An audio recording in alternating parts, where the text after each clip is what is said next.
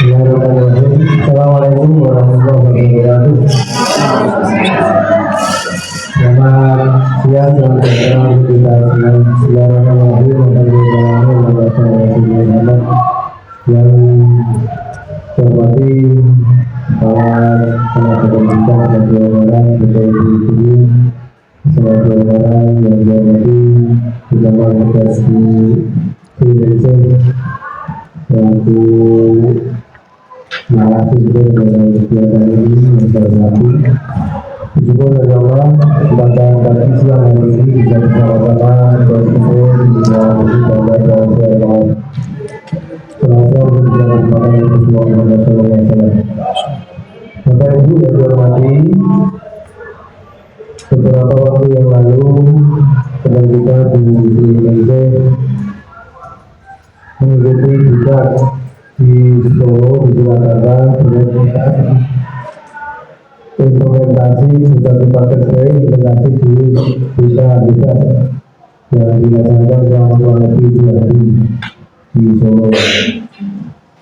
Ini sebuah kehormatan karena itu merupakan tuntutan dari Universitas Pendidikan untuk bisa belajar yang lebih dalam rangka untuk bisa memberikan model atau metode yang baik dalam mendampingi anak-anak siswa-siswi kita.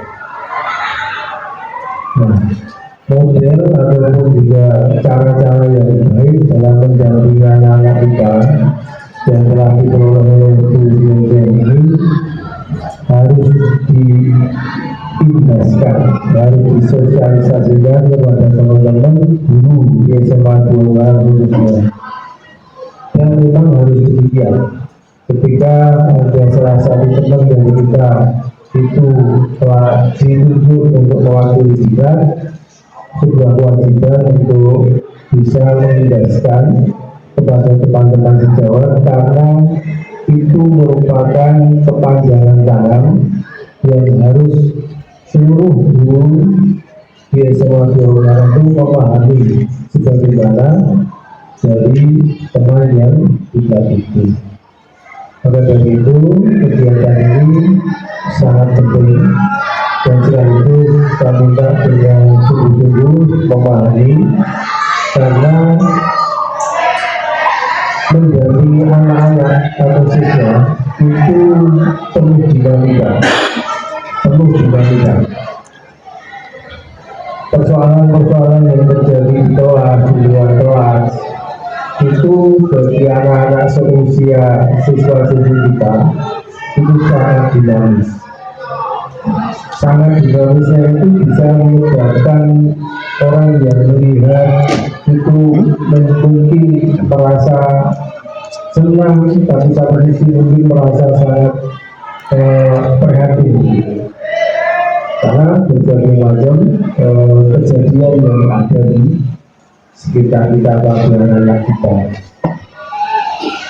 Nah, bagi anak-anak kita yang melakukan tindakan positif itu butuh dorongan yang kuat agar terus bisa melejit sampai pada talenta-talenta tertinggi dari anak-anak kita. Tetapi sebaliknya bagi anak-anak kita yang ternyata perilakunya itu justru kebalikan yaitu negatif, maka butuh bimbingan agar jangan sampai keterlanjuran pada hal-hal negatif itu. Kemampuan itu sangat dibutuhkan oleh Bapak Ibu, sangat dibutuhkan. Dari guru BK mungkin sudah terbiasa, tetapi guru yang bukan BK mungkin perlu belajar banyak. Maka saya pun belajar banyak, karena saya beranggapan bahwa kemampuan memotivasi itu harus dimiliki seorang guru. Guru yang punya kemampuan motivasi itu juga tidak jadi guru. Karena memang mengajarkan kepada anak-anak itu butuh semangat. belajar yang menyenangkan, belajar yang mendalam, itu isinya motivasi semua. Sehingga saya pastikan guru-guru yang kemampuan motivasi yang rendah tidak bisa melakukan pembelajaran mendalam, tidak bisa. Karena pembelajaran mendalam itu sekali lagi rohnya ada kegembiraan, permainan, tapi positif. Permainan, kegembiraan di kelas yang progresnya untuk mencapai kompetensi pembelajaran terbaik. Masalahnya begini. Bisa kan paham yang saya maksud, bahwa memberikan semangat, motivasi, baik itu anak-anak yang sudah talentanya positif maupun yang memang negatif. Maka ada istilah belajar penuh kesadaran. Kalau yang negatif mungkin kesadarannya masih kemana-mana. Nah, maka disadarkan menuju pembelajaran yang kita hadapi dengan berbagai macam trik dan teknik. Nah, demikian juga ini dalam hal kasus-kasus kepada siswa, itu juga harus memiliki jurus-jurus yang memang efektif, menyenangkan, bukan efektif yang membuli, bukan efektif yang penuh kekerasan, bukan. Karena sekarang adalah efektif menyenangkan, sehingga semangat, kemampuan tentang itu. Nah, sekali lagi bahwa belajar dengan melalui jurus menangani siswa ini merupakan salah satu hal yang disosialisasikan dari pemerintah, dari dinas pendidikan kepada seluruh sekolah khususnya yang ditanggung, maka nanti akan ditularkan kepada daerah. Satu lagi saya tambah bahwa Bapak Ibu guru sekali lagi harus bisa memberikan motivasi kepada anak-anak walaupun kasusnya itu menyakitkan. Jangan sampai justru kita memperparah situasi di kelas. Maka kemampuan dari Bapak Ibu guru mata pelajaran untuk itu harus ditingkatkan. BK juga demikian. BK yang sudah bidangnya tapi bisa saja BK itu ternyata masih pengalaman butuh jabatan. Buktinya ada siswa yang mengkritik daripada guru mata pelajaran maupun BK tentang cara-cara mengatasi permasalahan. Kalau pelajaran itu sering mendengar dari mana-mana. Jadi BK kita masih ada 1, 2, 3 yang dikritik oleh siswa, cara menangani siswa yang belum optimal, kurang memberi solusi, ada yang mengatakan rahasianya malah dibuka-buka, atau juga yang lain. Itu kritik untuk kita. Nah, maka kita harus meningkatkan kemampuan dalam menangani anak itu dengan cara-cara yang kekeluargaan, yang humanis, yang menyenangkan, itu harus dilatih terus. Guru dalam pembelajaran di kelas masih dikritik ketika cara pembelajarannya terlalu kaku, atau mungkin penguasaan teknologinya kurang. Juga beberapa guru yang mendapatkan kritikan itu yang diharapkan untuk bisa mengubah yang lebih baik. Sekali lagi kembali ke tema bahwa wujud kehidupan itu adalah dengan memberikan solusi untuk bagaimana mendampingi anak-anak kita di dalam kegiatan pembelajaran dengan cara-cara yang humanis, menyenangkan, yang memberikan motivasi yang tinggi.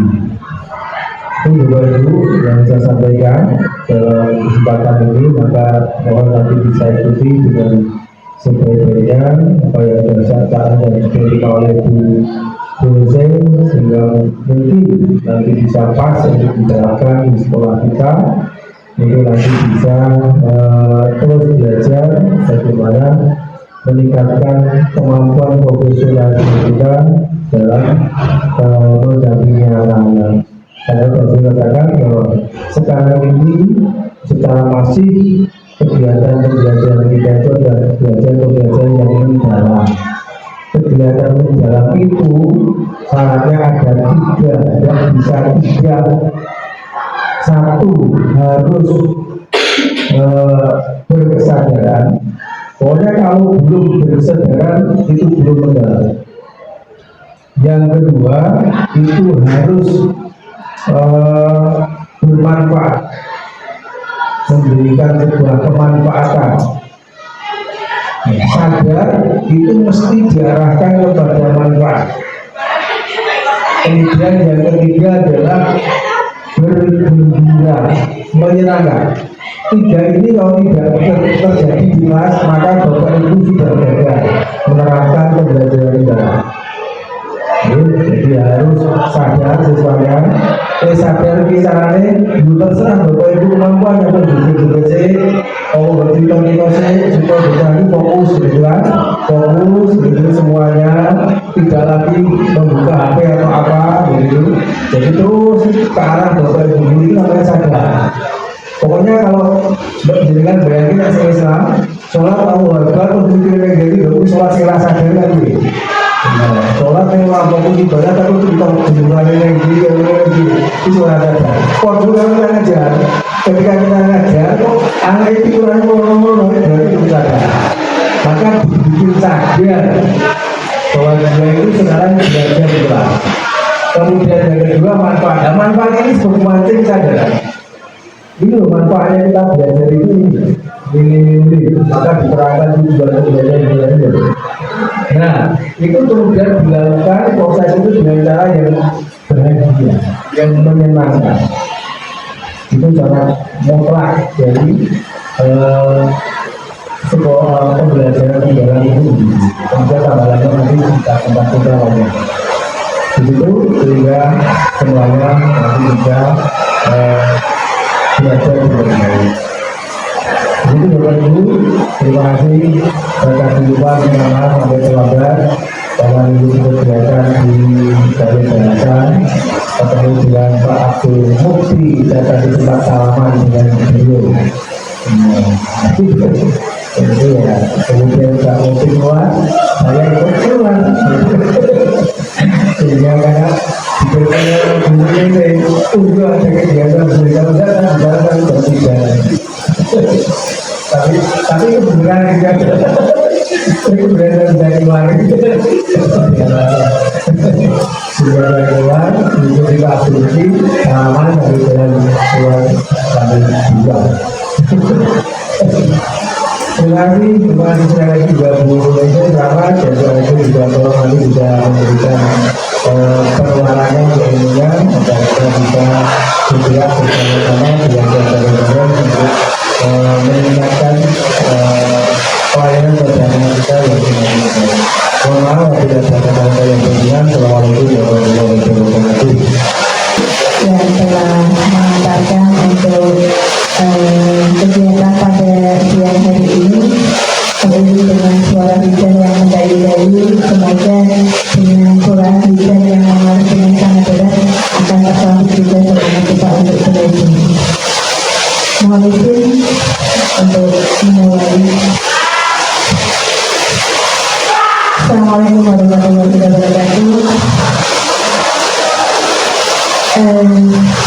Mohon izin untuk Bapak Ibu Guru semua, pada kesempatan siang hari ini saya memberanikan diri untuk berdiri di depan Bapak Ibu semuanya untuk dalam rangka pengobatan berbagai praktik baik kegiatan yang saya peroleh pada saat bimbingan teknik di Solo terkait dengan implementasi 7 guru belajar. Tak bermaksud untuk menggurui, namun di sini saya mengajak Bapak Ibu semuanya, mari kita belajar bersama, kita bersama bagaimana upaya-upaya yang bisa kita tempuh di dalam pendampingan peserta didik di SMA Negeri 2 Bengkarai ini. Baik, sebelum nantinya semakin dalam masuk ke tema yang akan kita ambil, mungkin kita bisa melakukan semacam perjalanan terlebih dahulu. Ya. Ada gerakan-gerakan yang terkait dengan implementasi dari 7 dulu ini. Monggo Bapak Ibu bisa berdiri sementara.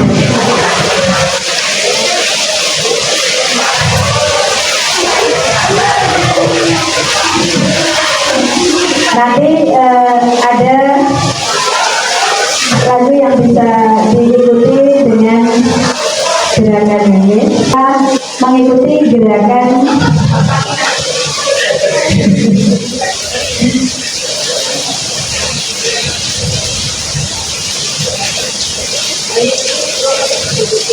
suaranya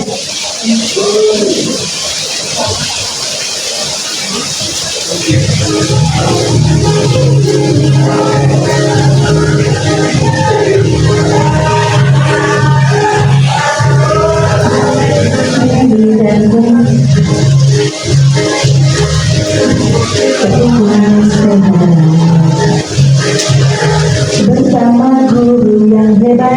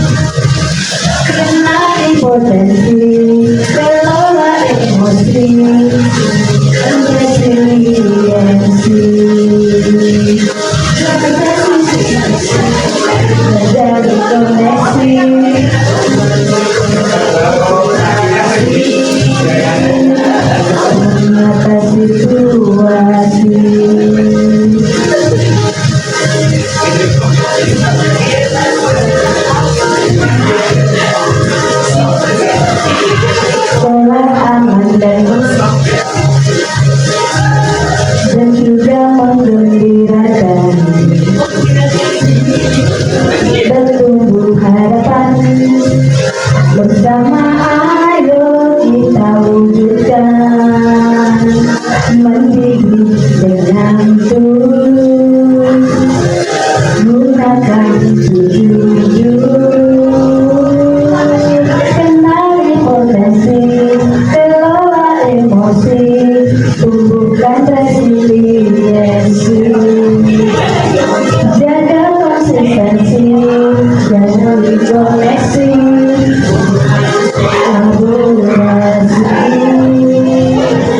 mengatasi situasi.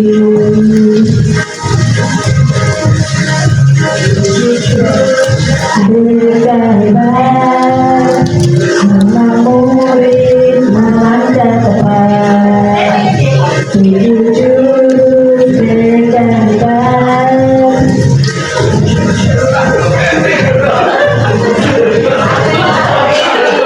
Oke, monggo kita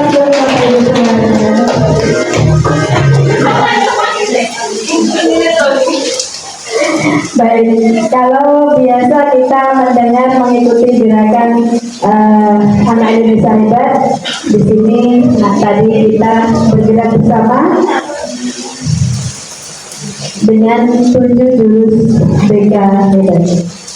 Baik, landasan hukum dari mengapa 7 jurus BK hebat itu sangat penting untuk dilaksanakan di satuan pendidikan adalah Permendikbud nomor 11 tahun 2025 terkait dengan beban kerja guru dan tenaga kependidikan yang menegaskan bahwa beban kerja guru mencakup pembimbingan, pengasuhan, dan kegiatan pengembangan karakter siswa.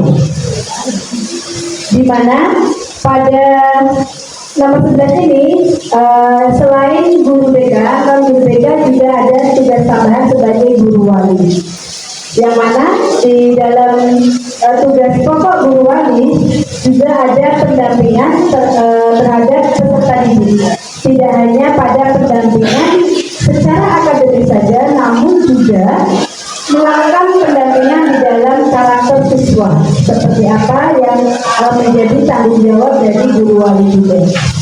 Kemudian yang kedua, Permendikbudristek nomor 18 tahun 2025 di mana rencana strategi pendidikan yang menekankan di kurikulum merdeka dikenal dengan profil pelajar Pancasila.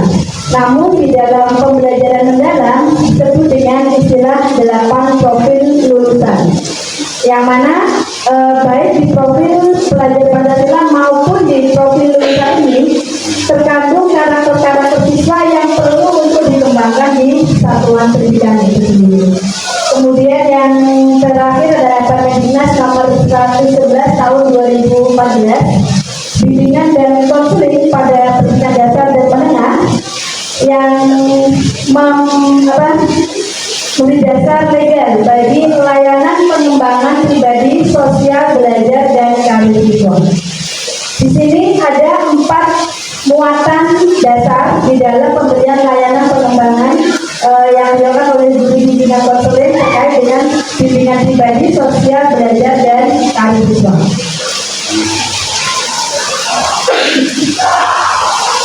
Prinsip umum mengapa 7 jurus ini penting ya. Yang pertama adalah holistik untuk perkembangan peserta didik itu sendiri, di mana sekolah menjadi lingkungan yang memberikan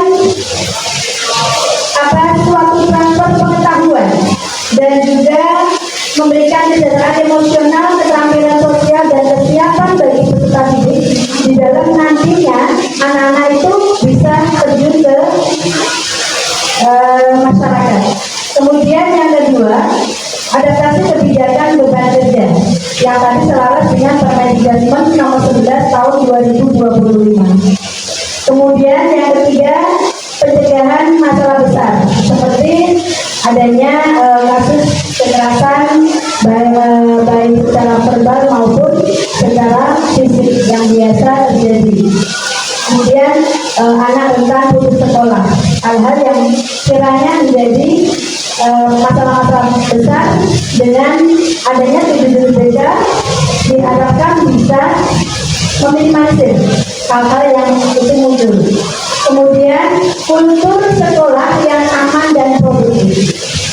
Di dalam pembelajaran mendalam, bagaimana lingkungan sekolah itu bisa menciptakan sekolah yang berkesadaran, pembelajaran yang penuh dengan makna dan juga suasana yang menggembirakan. Tentunya harapannya untuk sekolah yang aman dan produktif itu diharapkan bisa tercapai, salah satunya adalah dengan pengimplementasian dari 7 jurus BK tadi.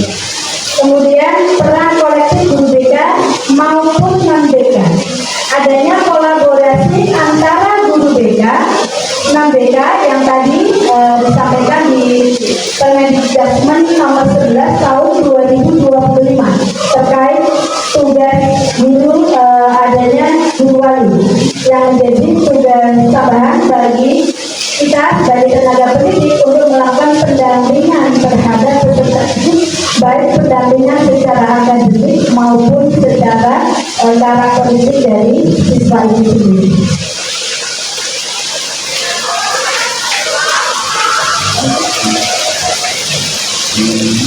Di depan ada 7 jurus BK yang mana tadi di awal kita sudah mencoba menggerakkan tubuh kita yang lambangkan gerakan-gerakan terkait dengan 7 jurus BK tadi. Yang pertama adalah kenali potensi, kemudian kelola emosi, tumbuhkan resiliensi atau daya lenting, di mana daya lenting ini sangat dibutuhkan oleh peserta didik dalam menghadapi kesiapan untuk bertahan hidup tatkala banyak tekanan-tekanan maupun persoalan yang dihadapi. Kemudian jaga konsistensi, jalin koneksi, bangun kolaborasi, dan yang terakhir adalah menata situasi. Dari ketujuh jurus ini, jurus 1 sampai ke 5 ini sangat penting untuk diimplementasikan kepada peserta didik. Penting gunanya kita menerapkan kelima jurus ini agar kenyamanan, kesejahteraan psikologis dari peserta didik kita bisa terwujud, sehingga ketika kesejahteraan psikologis peserta didik ini bisa tercapai, maka suasana belajar yang nyaman, menggembirakan, insya Allah akan terwujud.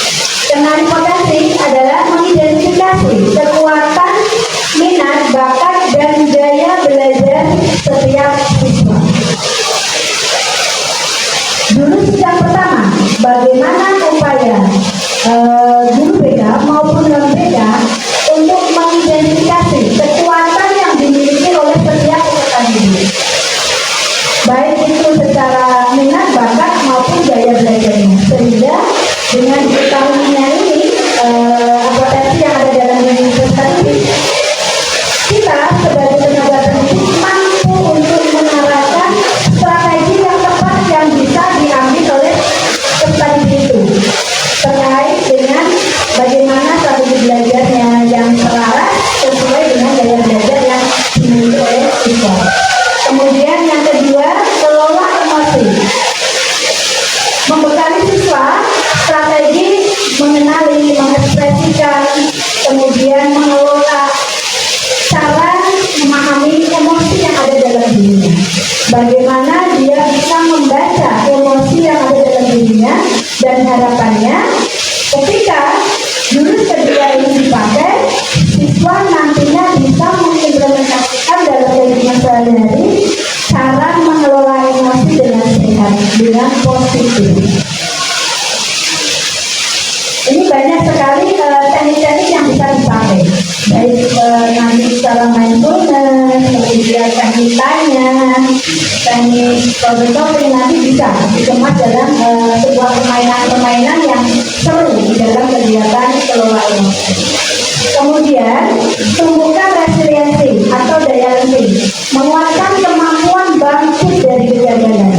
Yang tadi saya sampaikan, ketika diri individu berada dalam sebuah tekanan, saat dia mampu untuk menumbuhkan resiliensi dalam dirinya, maka dia akan mampu segera bangkit. Dia akan segera mampu untuk membuat sebuah keputusan, mencari solusi apa yang bisa diambil dari persoalan yang dia hadapi. Ini perlu juga kita pelajari sebagai upaya mendampingi kita terhadap peserta didik kita, sehingga membangun ketahanan bagi peserta didik dalam menghadapi setiap persoalan ini juga sangat penting, supaya kesejahteraan psikologis yang diharapkan bisa terwujud akan tercapai dengan optimal. Kemudian jaga konsistensi, membantu siswa membangun rutinitas, disiplin diri, dan kebiasaan belajar yang berkelanjutan. Harapannya disiplin positif di sini bisa berjalan secara konsisten dan dijaga oleh seluruh warga satuan pendidikan, saling mendukung satu dengan yang lainnya bagaimana upaya menciptakan, melestarikan budaya positif yang ada di lingkungan satuan pendidikan. Jurus yang berikutnya adalah jalin koneksi. Di sini membangun hubungan antara guru sekolah dan juga pihak orang tua maupun eksternal. Sangat penting bagi sekolah menjalin komunikasi dengan orang tua, di mana ketika komunikasi yang bagus, komunikasi yang harmonis bisa terjadi antara sekolah dengan pihak orang tua, maka keduanya bisa berjalan di dalam membersamai untuk melakukan pendampingan terhadap apa yang ingin dicapai oleh peserta didik itu sendiri. Bagaimana kita akan mencapai kesejahteraan psikologis dari peserta didik. Hal ini kalau tidak adanya koneksi antara sekolah dengan orang tua, kesejahteraan psikologis yang diharapkan bisa diterima, dimiliki oleh peserta didik tidak akan terwujud. Tatkala tidak adanya kerjasama, tidak adanya komunikasi ataupun hubungan harmonis antara pihak sekolah dengan pihak orang tua maupun pihak eksternal yang sekiranya itu bisa mendukung jalannya pembentukan pribadi karakter dari peserta didik itu sendiri.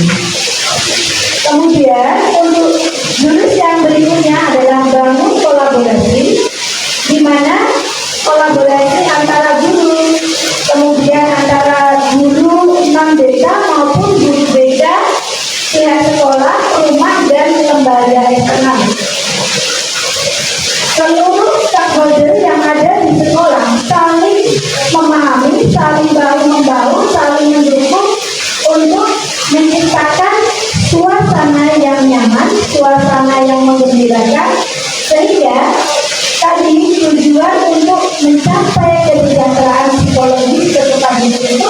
bisa tercapai. Tatkala kesejahteraan psikologis dari peserta didik bisa tercapai, maka peserta didik di dalam mengikuti pembelajaran yang ada di satuan pendidikan akan merasa nyaman, bahagia, dan juga menggembirakan. Tentunya ini perlu dibangun sebuah kolaborasi, sebuah kerjasama antara pihak sekolah dengan pihak eksternal luar sekolah.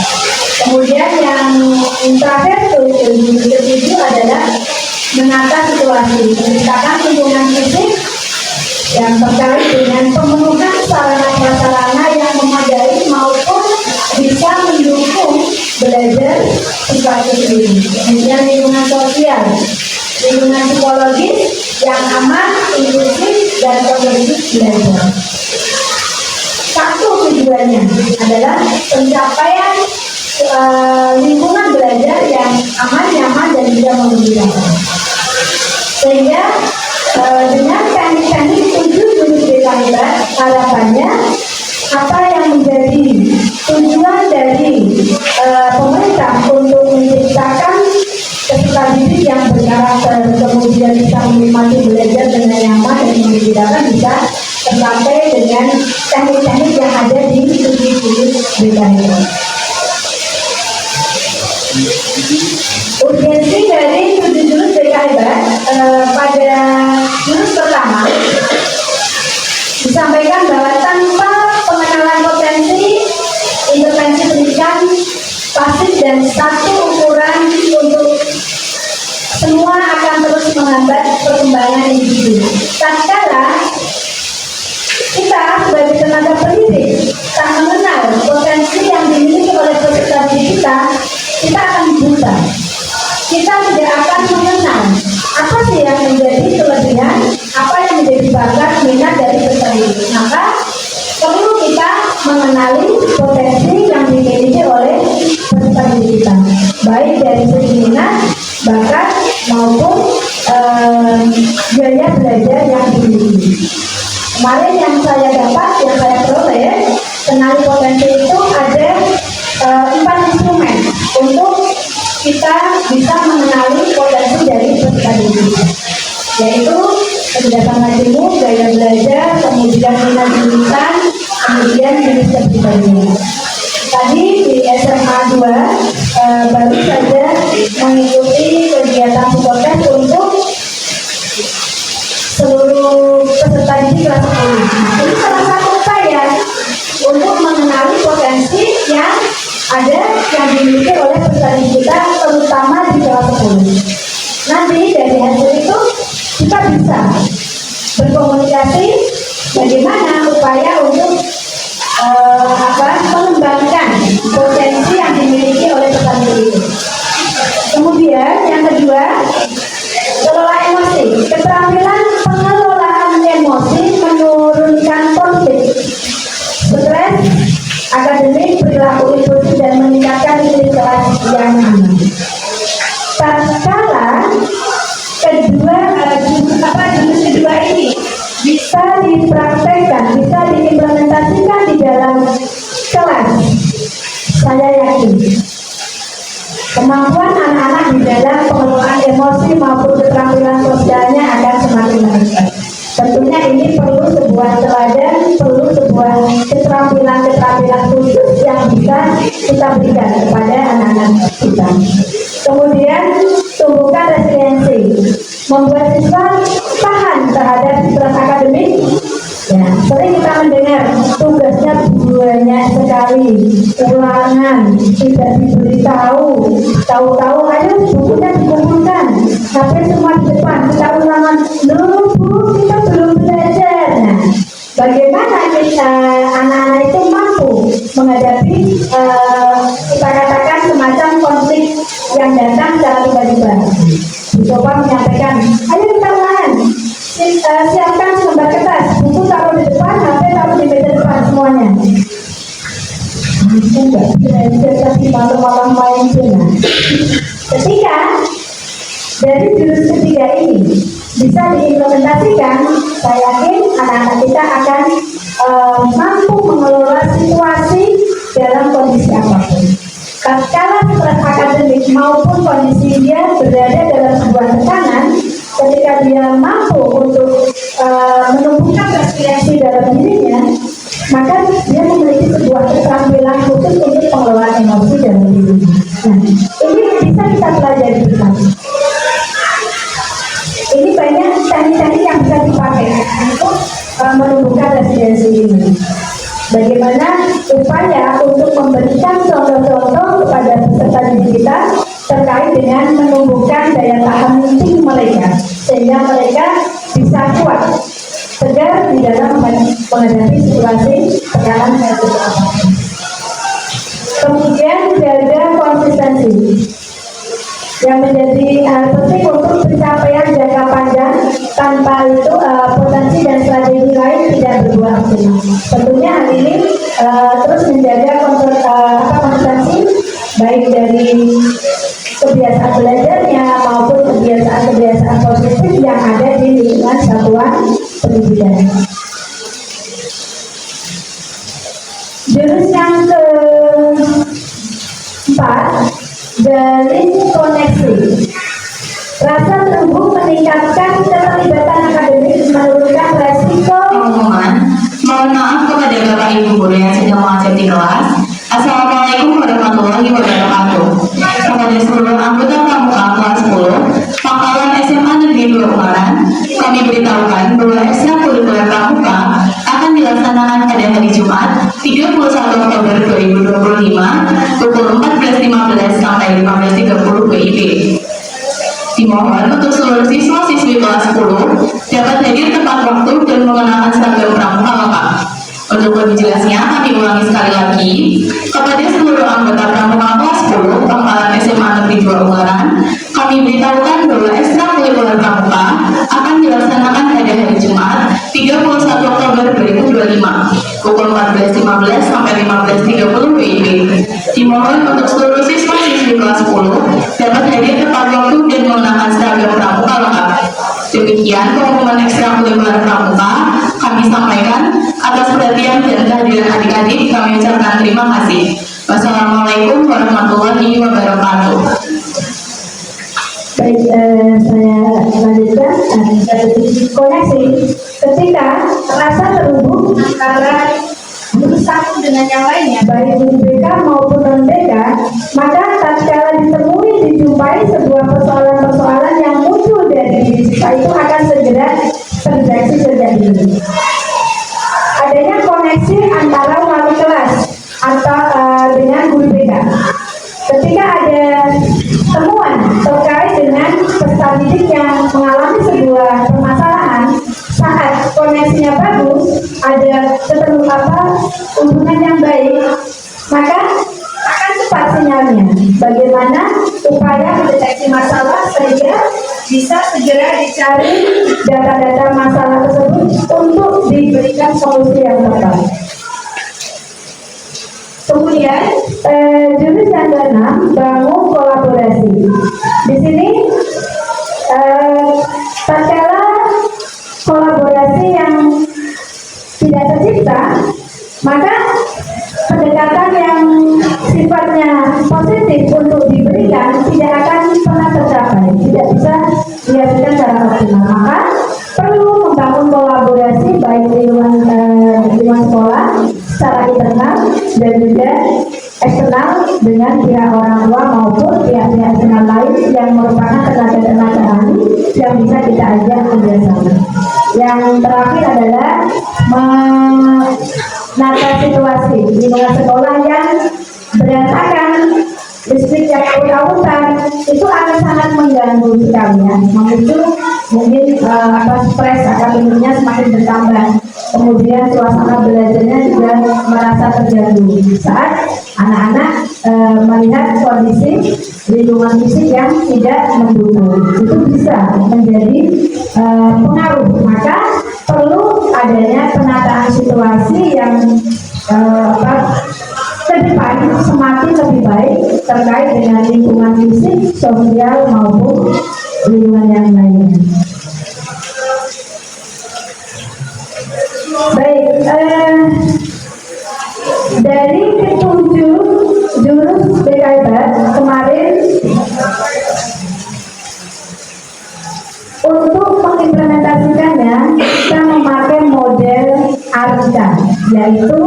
aktivitas, kemudian refleksi, konsep, dan yang terakhir adalah aplikasi.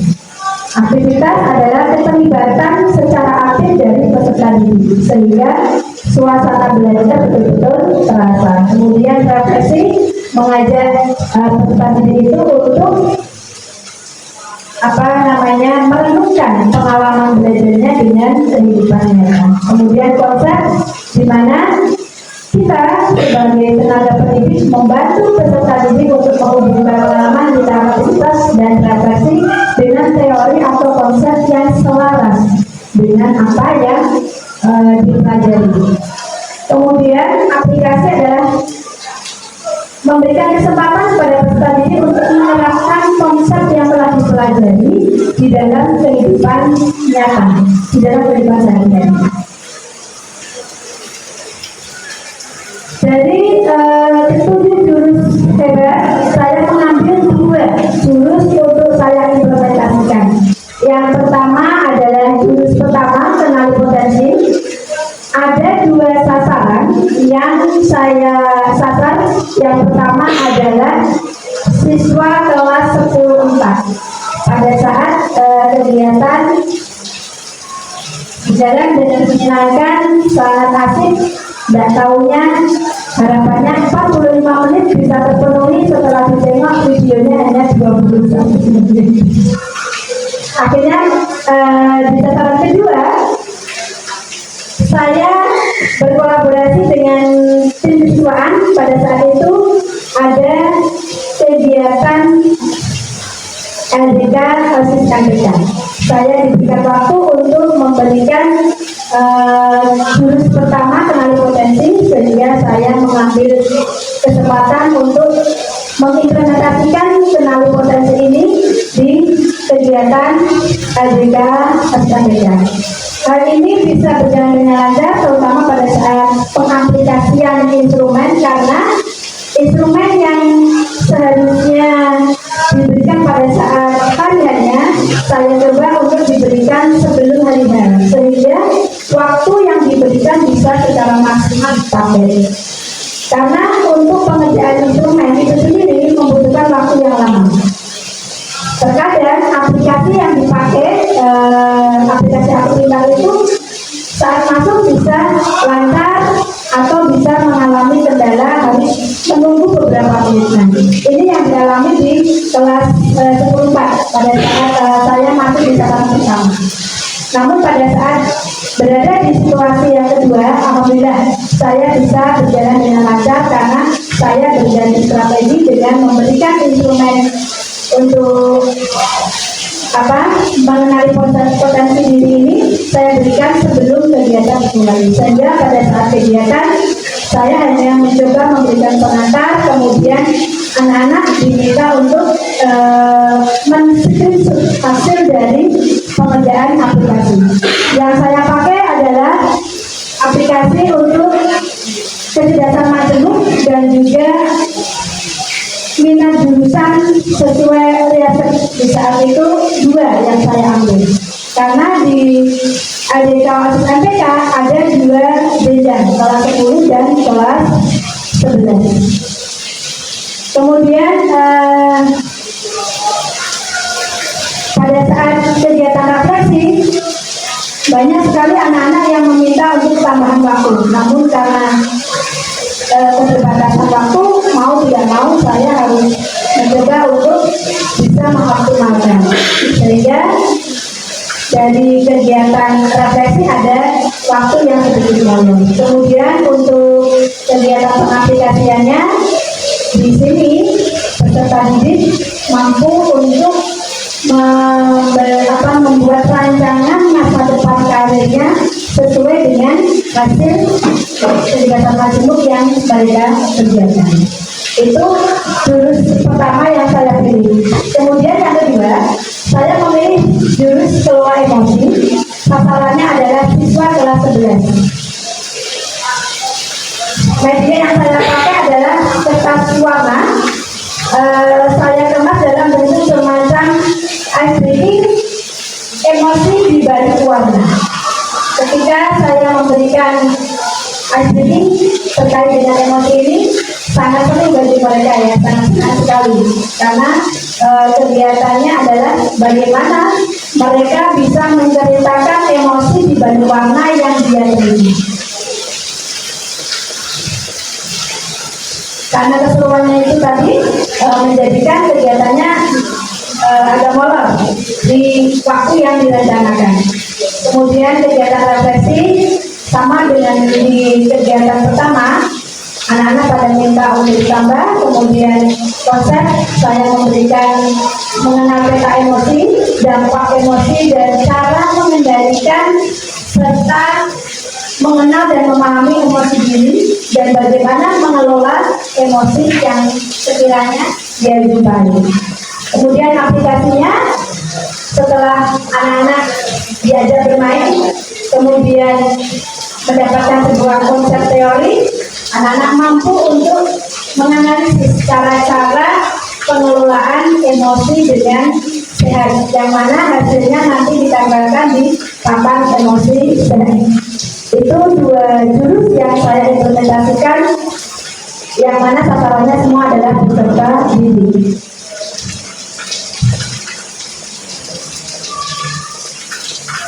Ini adalah kegiatan waktu di Amerika.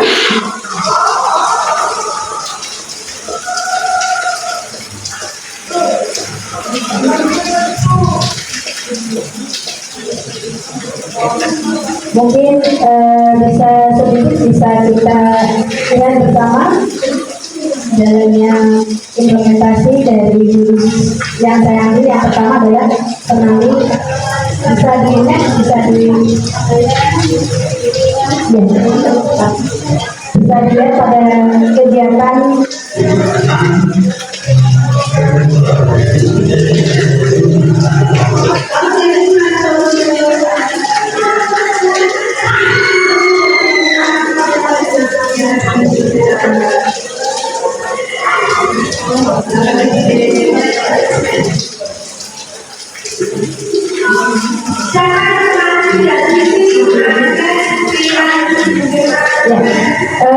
ini pada saat kami memberikan instrumen. Nah, ini pada saat refleksi dari instrumen yang sudah kami share kepada anak-anak sebelum kegiatan, sehingga anak-anak bisa untuk merefleksikan dari hasil instrumen yang dia kerjakan melalui aplikasi aktivitas.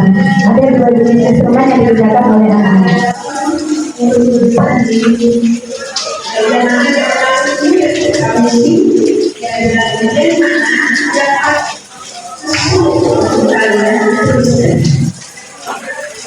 Ada di link YouTube saya, kalau sekiranya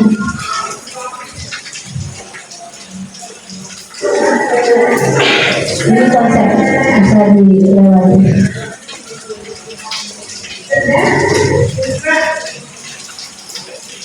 Ini saat pemberian macam-macam kegiatan yang terbatas setelah ini.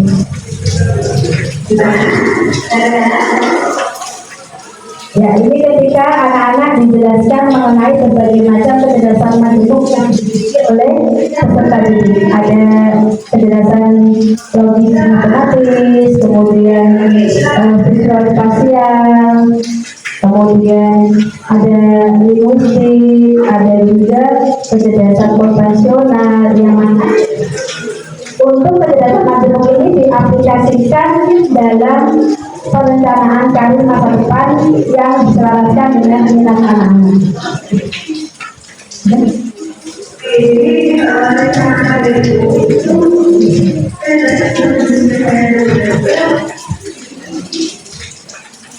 Yang kedua, yang pengaplikasian yang kedua.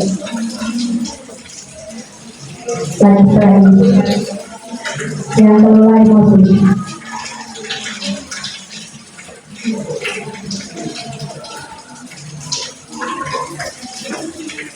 Ini selesai dan masuk ke kelola emosi. Selesai dan Selesaikan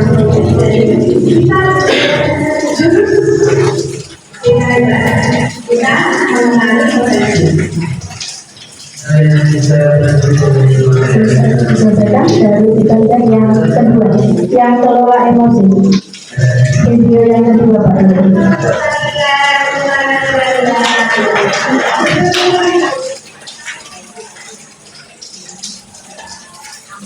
Yang kelas 11 ini slide ya ini. Setelah ini ada video.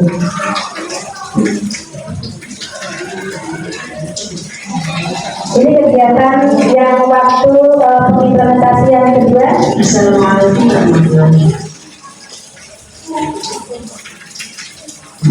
Ini kegiatan aplikasi diawali dengan ice breaking, emosi di balik warna. Saya menggunakan musik untuk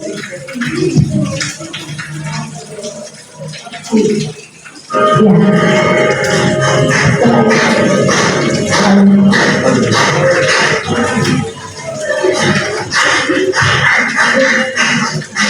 Yang aktivitas. Nah, ini pada saat kita akan memulai aktivitas di mana saya membagikan kertas warna. Ada warna biru, warna putih, dan warna merah. Warna merah identik dengan marah, kemudian biru sedih, hijau ada warna hijau, yang mana nantinya saya kemas, saya bagi pada peserta didik, kemudian saya iringi musik untuk kertas warna itu berputar. Nanti anak akan menceritakan emosi apa yang ada dalam dirinya dan itu sesuai dengan warna yang dipegang saat musik dihentikan.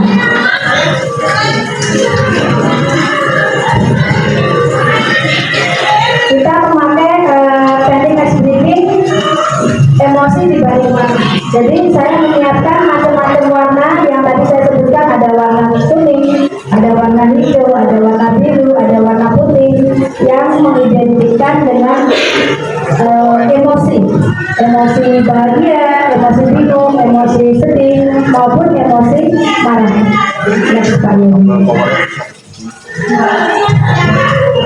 Nah, ini pada saat anak-anak diminta untuk menceritakan emosi apa yang dialami. Nah, saat anak mendapatkan warna putih, dia harus menceritakan emosi yang tadi di depan warna putih sedih, maka dia harus menceritakan emosi sedihnya dia pada hari itu atau hari sebelumnya. Banyak yang anak-anak bercerita, ada yang menceritakan tatkala sedih, ada yang maaf, hanya nangis terus seharian, ada yang menceritakan main olahraga, ada yang bercerita makan sebanyak-banyaknya. Banyak sekali hal-hal yang dilakukan strategi yang dipakai oleh peserta didik ya. Bagaimana dengan kita membuat strategi ini, kita akan tahu kebiasaan-kebiasaan yang dipakai anak apakah itu sehat atau tidak. Karena ada juga, mohon maaf, di dalam kegiatan saya temui ada juga anak yang saat sedih, apa yang dilakukan? Saya ngumpet di kamar, tidak keluar, saya hanya menangis sampai malam, sampai pagi. Bisa keluar? Bisa. Nah, itu kalau dibiarkan, itu kan menjadi pengelolaan emosi yang tidak sehat. Maka perlu kita berikan teknik-teknik suatu keterampilan bagaimana pengelolaan emosi yang sehat yang bisa dilakukan oleh peserta didik. Ada juga contoh temannya tadi, saat emosi yang sedang dia dapatkan, apa yang dia lakukan? Ada yang saya olahraga Bu, ada yang maaf, saya suka ngomongnya keterlepasan ini. Ada kadang bahasa-bahasa yang tidak semestinya keluar. Itu adalah cara bagi pengelolaan emosi. Maka perlu kita ajarkan kepada anak-anak bagaimana sih keterampilan-keterampilan yang bisa kita pakai. Seperti tadi tanya, tahan. Saat emosi datang, tahan. Tanya pada diri kita, tatkala emosi itu muncul, kemudian kita mengambil sikap sesaat, misalkan kita memakai fisik, siapa yang akan rugi? Nah, itu salah satu dari tanya yang bisa kita pakai, bisa kita terapkan kepada anak.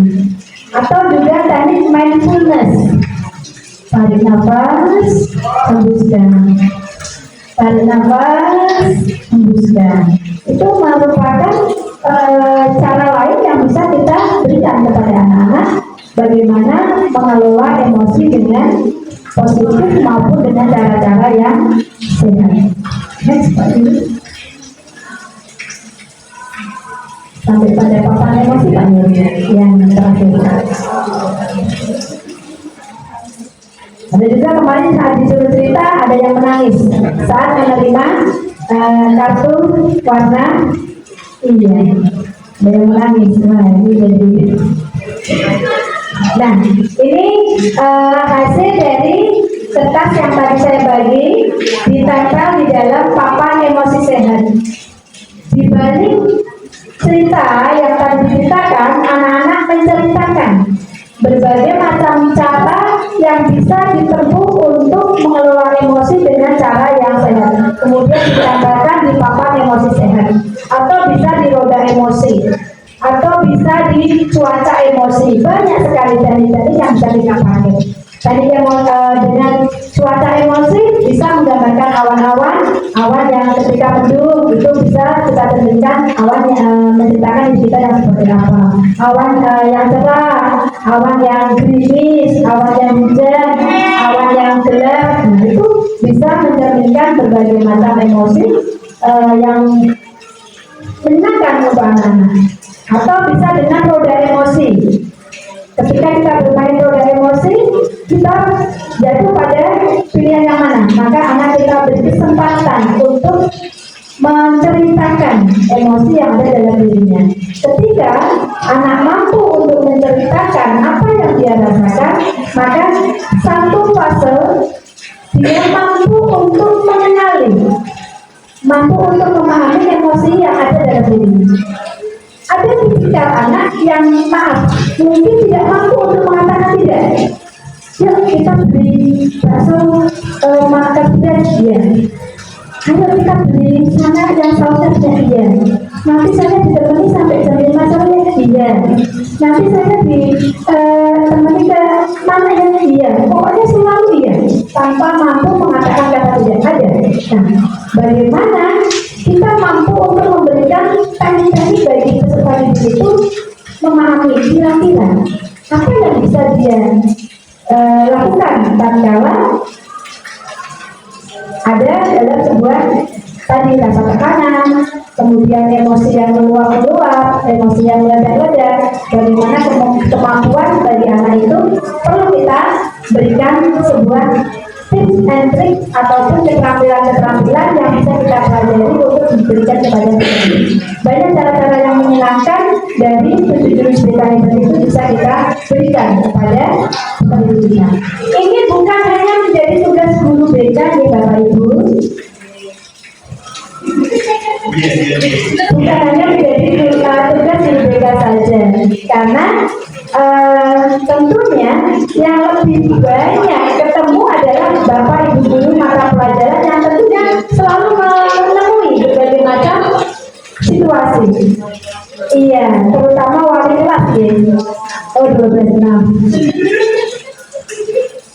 Dengan berbagai macam karakteristik yang ada. Alhamdulillah, Bu Sofa sebagai wali kelas mampu untuk menumbuhkan resiliensi dalam dirinya. Ya tadi mengatakan dari kenapa tetapkan sebenarnya bukan saya yang 12 tapi 12 sampai saya. Berarti ibunya nih tarik nafas, hembuskan. tarik nafas, itu adalah salah satu cara untuk mengelola emosi. Kalau emosi sudah berada di sini, bagaimana kita bisa untuk tarik nafas terus. Oke, itu dua tayangan yang coba saya berikan pada saat saya mengimplementasikan 2 jurus dari 7 jurus di kampung. Seru Bapak Ibu kalau kita bisa memberikan suasana yang mungkin tidak pernah terbaca. Karena apa? Anak-anak juga ada kalanya membutuhkan suasana yang menyenangkan seperti ini. Tadi, ketika adanya tekanan-tekanan akademik yang selalu berjibaku dengan berbagai macam tugas, ada kalanya anak diberi kesempatan untuk tadi, kalau di 12.6, tarik nafas, hembuskan, tarik nafas, hembuskan. Mungkin nanti bisa dicoba teknik lainnya Bu Sosa. Bagaimana anak-anak bisa kita ajak untuk mengenali potensi diri, kemudian mengelola emosinya, sehingga mampu mengekspresikan emosi yang tepat, emosi dengan cara yang sehat. Dapat?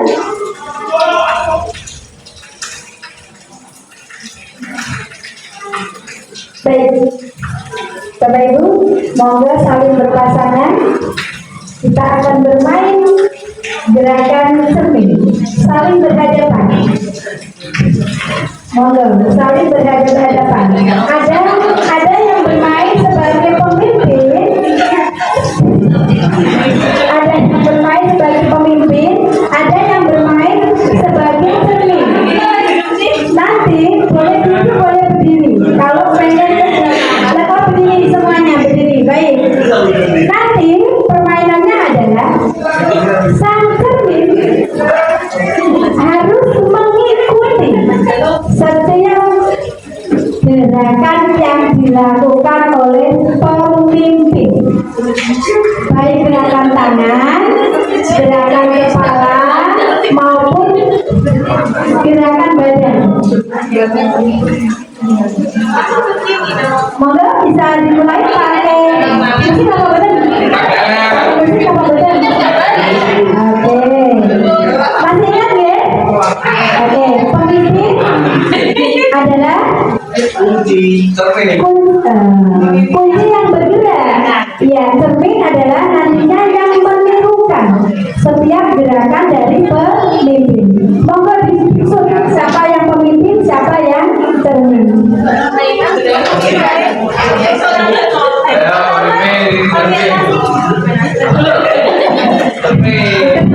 Karena sudah mendeterminasi. Baik, ya, boleh. Pemimpin dan cermin. Nanti itu tunggu Pak Yus. Oke, silakan. Pemimpin bisa memulai aksinya dan cermin bisa mengikuti setiap gerakan yang dilakukan oleh pemimpin.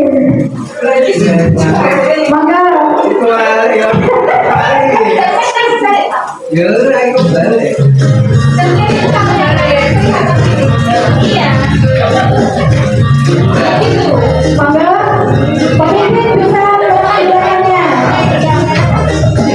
Cermin mengikuti gerakan pemimpin.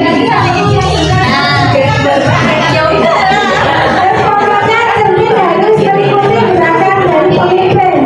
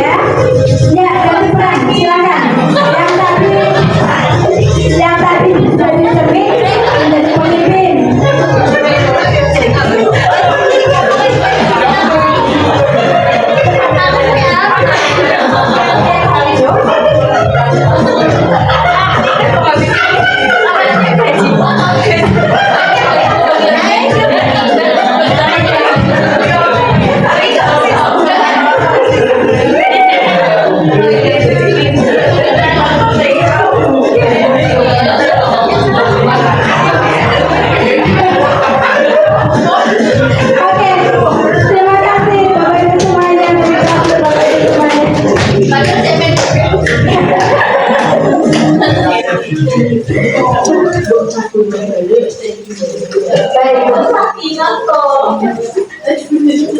Itu tadi saya kurus berarti bisa ngomong. Ada tersembung.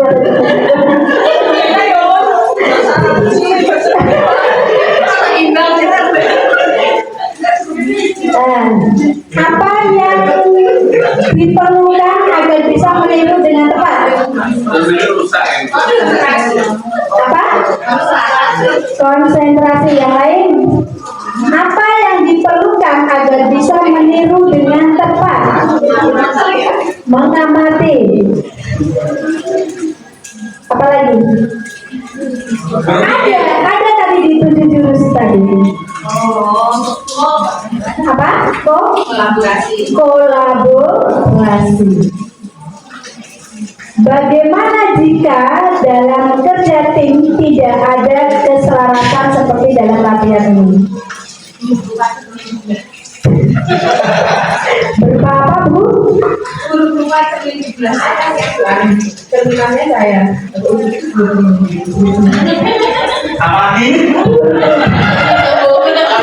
Digerakkan oleh Bu Sofa, burung rupa, cermin,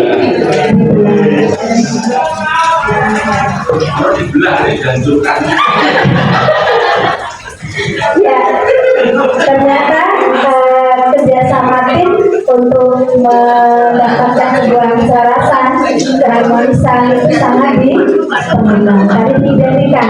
Tatkala tidak ada kerjasama tim, burung rupa, cermin terbenam. Berarti bahasa yang sangat indah ya. Oke, baik. Ini indikator perlunya kolaborasi dalam penanganan masalah murid. Monggo kita bisa pahami bersama di sini bagaimana lingkaran kolaborasi yang diperlukan untuk penanganan permasalahan murid, baik itu tingkat ringan, sedang, ataupun perlu sebuah alih tangan kasus atau berat.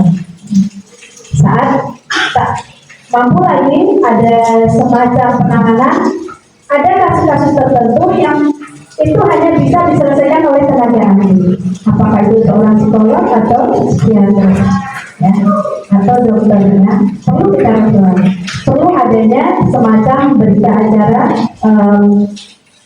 untuk virtual ini, sehingga ketika kita bisa melakukan semua ini, indikator ini bisa kita lakukan bersama-sama, insya Allah kolaborasi yang harmonis bisa diciptakan suasana belajar yang kondusif, suasana belajar yang nyaman dan menggembirakan. Nah, ini adalah gambaran mekanisme penanganan masalah siswa. Di sini bagaimana alurnya, kemudian ketika masalah itu muncul harus kemana, harus bagaimana, ini merupakan alur di mana mekanisme penanganan masalah ini tidak serta-merta hanya ditangani oleh tim BK saja.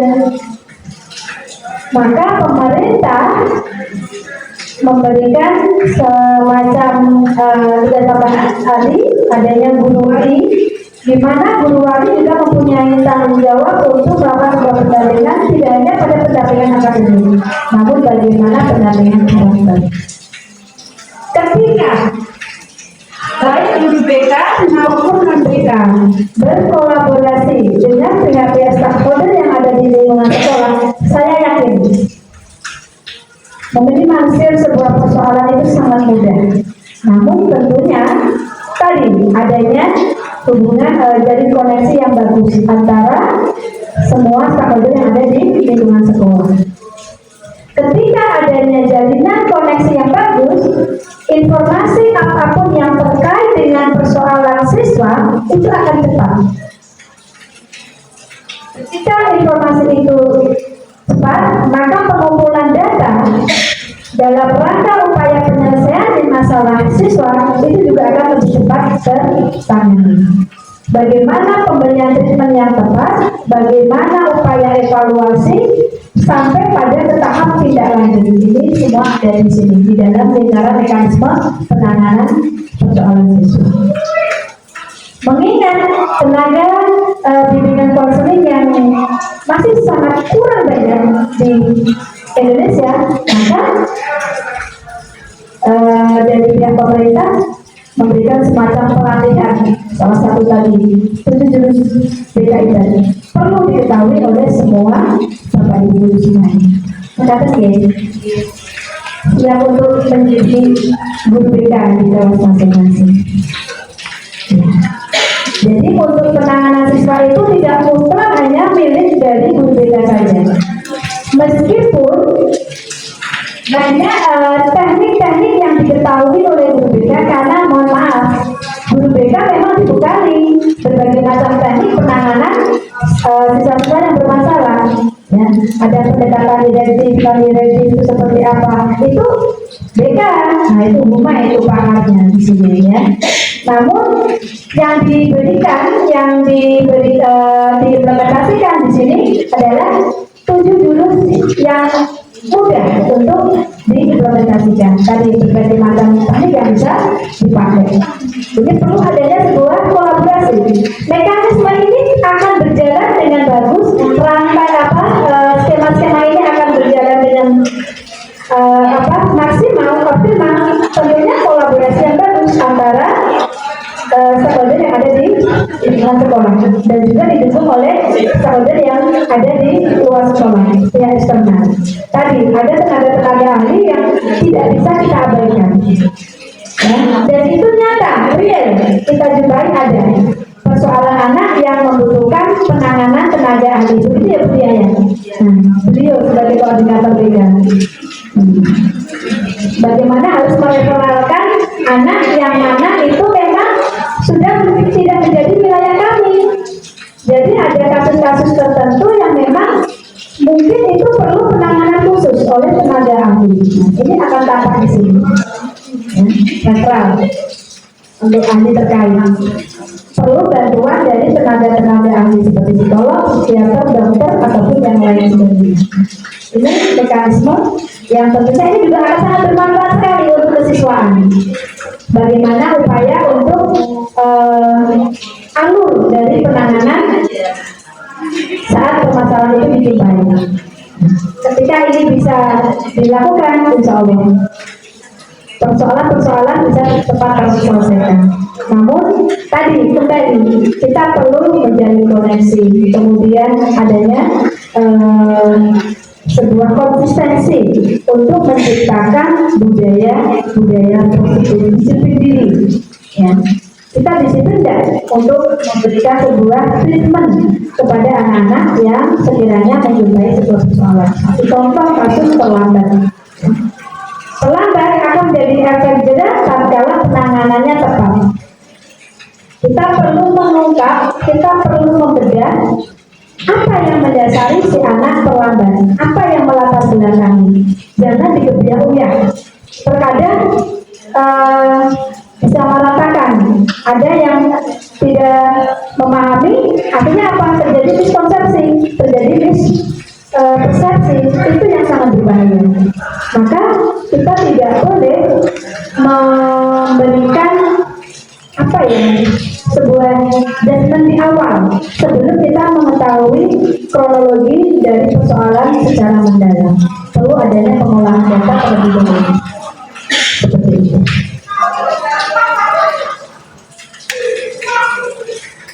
Ini mekanisme kolaborasi dalam penanganan masalah murid, ya, identifikasi masalah, kemudian diskusi awal tadi adanya semacam pengolah data, himpunan data, kemudian ini ada implementasi dan monitoring, evaluasi tindak lanjut, dokumentasi dan komunikasi. Ternyata sangat perlu sekali adanya dokumentasi dan komunikasi, sehingga ketika ada orang tua yang menanyakan, loh kok anakku seperti ini? Nah ini ternyata sangat diperlukan sekali dokumentasi, komunikasi. Ini merupakan mekanisme kolaborasi dalam penanganan masalah siswa dengan kromosom. Baik, terima kasih Bapak Ibu semuanya. Sebelumnya itu tadi yang bisa saya sampaikan. Sampai di sini ada pertanyaan atau kita cari bersama Bapak Ibu terkait dengan 7 jurus BKIP yang bisa kita kemas, bisa kita implementasikan untuk menciptakan suasana belajar yang penuh dengan suasana menggembirakan, nyaman dan penuh drama. Monggo saya persilahkan dari Bapak Ibu semuanya. Sekiranya ada hal yang ingin disampaikan, berbeda masukan maupun pertanyaan. Nah, di sini sifatnya adalah belajar bersama, kita cari bersama. Adapun Bapak Ibu, monggo selebihnya saya serahkan pada Bapak Ibu semuanya yang sekiranya mau ada yang mau ditanyakan.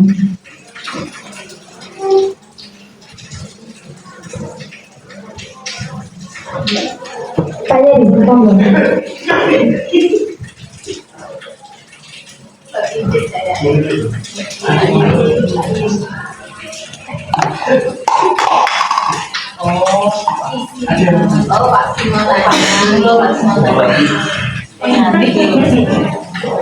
Monggo. Kita sekarang sharing belajar bareng di sini.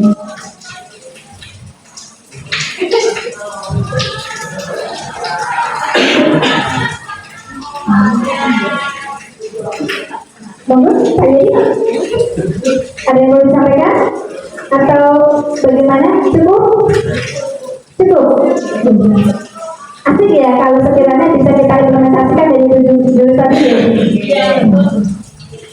Kira-kira masukan apa yang bisa diberikan untuk bisa mengoptimalkan dari pengimplementasian? Monggo, saya minta semua dari Bapak Ibu semuanya terkait dengan pengimplementasian dari 7 jurus BKIP untuk bisa mencapai lingkungan belajar yang nyaman di sekolah kita. Kira-kira apa yang bisa kita ambil bersama langkah kita untuk bisa mengimplementasikan 7 jurus BKIP ini bisa terimplementasikan dengan baik di lingkungan sekolah kita.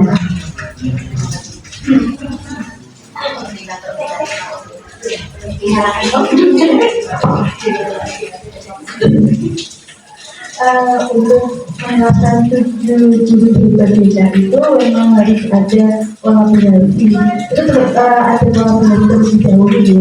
Untuk Bapak Ibu di rumah mungkin tidak menjadi berbeda ya. Awal penanganan kasus terhadap anak-anak itu lebih jadi tahu dari bagaimana dulu. Nah, Bapak Ibu masih bisa kita bagaimana dulu. Bercanda ya. Jadi Bapak Ibu guru mungkin bisa menggunakan tadi dulu BK ini untuk awalan ketika menulis setelah itu harus bagaimana dulu karena memang yang sering terjadi itu kan secara memberikan BK tanpa tahu. Misalnya ada anak yang membolak awal, memang ada anak membolak begitu. Ketika kami anak itu diminta ke kami, terus menyatakan Bu, saya boleh dalam masalahnya ini. Dan ternyata masalah itu ada pada guru mapel tersebut karena tidak ada komunikasi yang baik gitu. Nah, dengan 7 jurus BK ini diharapkan guru mapel juga bisa mengenali mengenali dulu masalah anak tersebut sebenarnya apa sehingga bisa tidak langsung saya sih ngomong dulu saya ada itu ngomong tanpa memberi kesempatan anak itu untuk menyampaikan jawabannya gitu. Terima kasih itu mungkin dari saya. Terima kasih Bu Dia. Betul sekali apa yang disampaikan oleh Bu Dia tadi ya, bahwa sering kita jumpai kami ketika berada di ruang BK Bu, loh kenapa kesini? Disuruh kesini Bu, nah emang ada apa? Gak tahu, sama Bu Arul disuruh ke BK ditanya toh, disuruh apa? Nah, hal tersebut tentunya tadi ada salah satu 7 jurus BKIP yang bisa dipakai apa? Jadi koneksi, tumbuhkan, membangun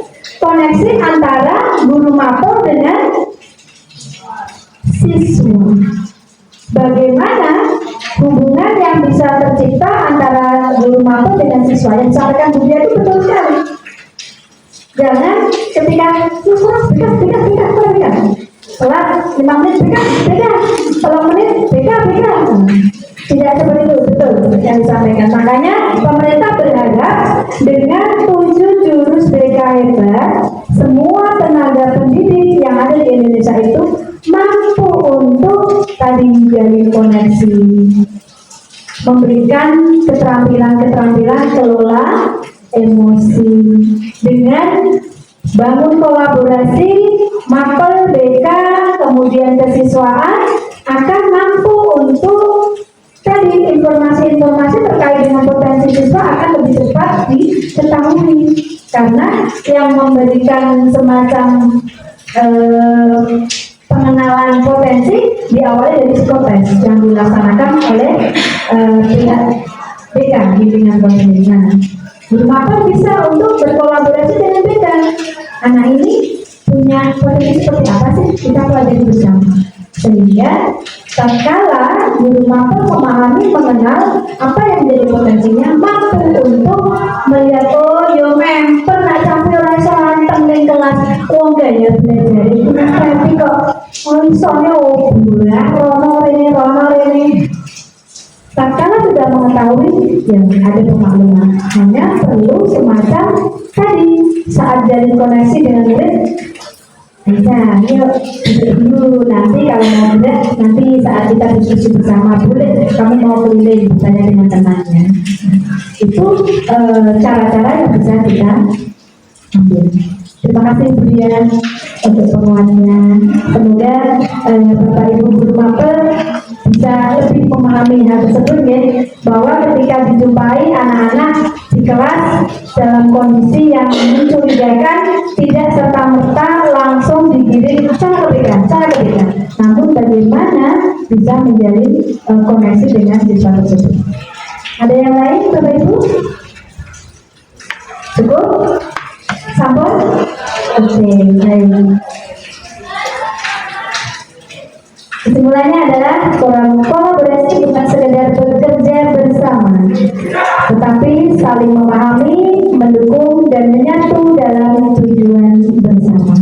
Terus kita seperti saya terima kasih sekali diberikan kesempatan untuk berbagi apa yang saya peroleh di kegiatan pelatihan di Solo terkait dengan ilmu 7 jurus guru. Saya berharap 7 jurus guru itu bisa terimplementasikan di lingkungan sekolah kita dan pada saat bisa menjalin koneksi, kemudian menjaga konsistensi dan juga membangun kolaborasi, harapannya suasana belajar yang aman, menyenangkan dan juga kondusif bisa tercipta di SMA Negeri 2 Ungaran. Saya sebagai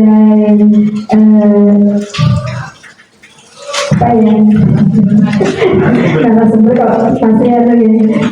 Saya di sini sebagai untuk belajar bersama, kita sharing bersama dari apa yang saya peroleh di Solo, saya tularkan kepada Bapak Ibu semuanya. Apabila ada dulu kata yang kurang pas, kurang berkenan di hati Bapak Ibu semuanya, saya minta maaf. Bila itu boleh saya. Wassalamualaikum warahmatullahi wabarakatuh. SMA Negeri 2